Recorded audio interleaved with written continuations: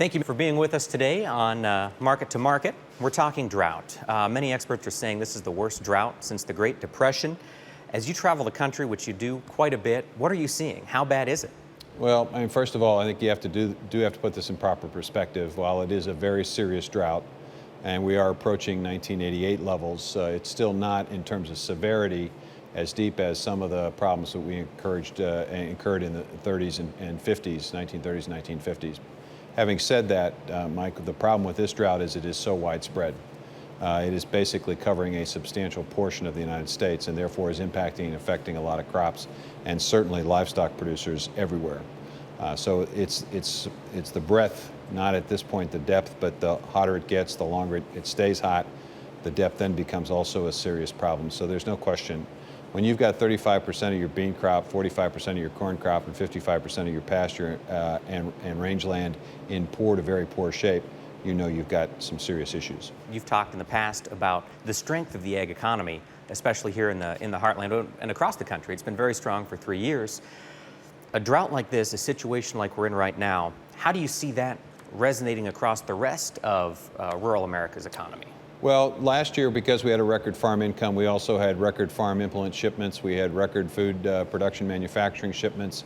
We had near record ag chemical shipments. So there were obviously jobs that were created and supported.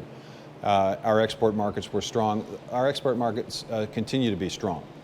We obviously have a strong biofuel industry. That continues to be strong. But all of that will be stressed a bit, and we'll have to keep an eye on exports. We'll have to keep an eye on our biofuel industry, but I'm still very bullish about the long-term success and prosperity of rural America. You bet. So a lot of reasons to be positive out there. You did mention just biofuels, and there have been some critics in the past couple weeks as corn prices have risen, advocating changing the biofuels mandate.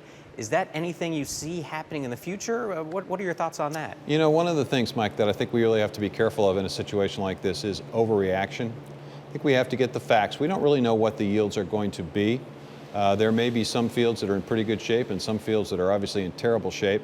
Until we know what those yields are, we're really not going to know what this impact is going to be. We would expect that there'll probably be a little less corn for ethanol production, but there's a surplus of ethanol right now, so that will work through the process. Blenders have an excess number of credits that they can use to comply with the renewable fuel standard.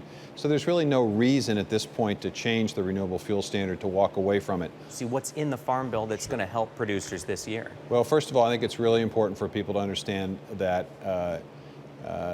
the disaster programs that provided help and assistance to both crop producers and livestock producers expired last year on September 30th. Now, obviously, crop producers, for the most part, have crop insurance, which will provide them some degree of protection, and depending upon the level of protection, it may allow them to get through this difficult time fairly well under the circumstances. But the livestock producers have no such thing as crop insurance. So it's important and necessary. I like to call it the Food, Farm, and Jobs Bill because it sends a broader message. Now, it did pass the Senate, and it got through the House Agricultural Committee. It's now stuck in the House of Representatives. The House Republican leadership have indicated at this point in time they have no plans to schedule it before the August recess, and it's really unclear as to whether or not it will be scheduled even before the expiration date of the existing Farm Bill of 2008, which expires on September 30th. Now, there's been discussion about a variety of other things, but at the end of the day, it is this particular Food, Farm, and Jobs Bill that contains a revival of the disaster programs for livestock producers retroactive to 2012. So it would cover these livestock producers and provide some degree of hope and assistance. Our tools right now at USDA are very limited. We can open up, as we have CRP land, we can make things a little bit easier on wetland reserve easement areas. We can lower interest rates on emergency loans. We can ask crop insurance companies to maybe delay the assessment of interest as we have, but those are very limited in terms of the help that we can provide. Amidst a whirlwind trip through devastated crop fields, the USDA's point man continued to criticize the U.S. House of Representatives for its failure to even schedule a vote on the 2012 Farm Bill, especially with an August recess fast approaching. The Senate passed the Farm Bill. They passed it. How often does that happen? They passed it. The House Ag Committee got it through bipartisan, strong bipartisan vote. Huge differences between the two versions. Yeah, okay, fine. Get reasonable people in a room, work it out. Just to sort of put a finer point on this issue about the Farm Bill in our Congress. In 1862, in the middle of a civil war, and at that time, the country faced a huge deficit. A Congress in 1 year passed the creation of the USDA, established the land-grant university system, funded the Intercontinental Railroad system, and also had something called the Homestead Act, which allowed for Western expansion. One Congress, 1 year, the middle of the Civil War, with a deficit. Please don't tell me how hard this is.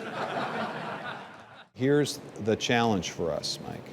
If we delay and this thing rolls past September 30th, and even if they extend the existing Farm Bill, 2008 Farm Bill, no disaster relief for livestock producers.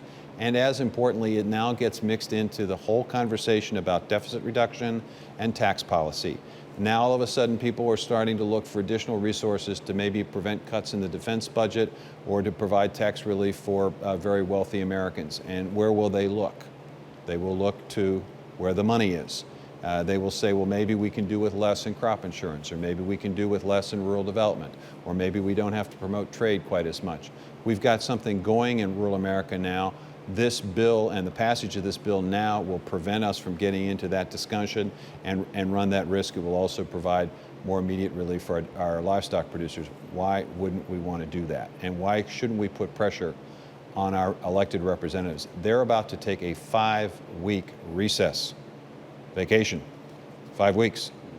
I don't know a single farmer in this country that in the middle of the harvest would say, you know what, I'm kind of tired, things are not working out the way I thought they would. I think I'll just let her ride for a couple weeks and I'll come back. It's not the way we work.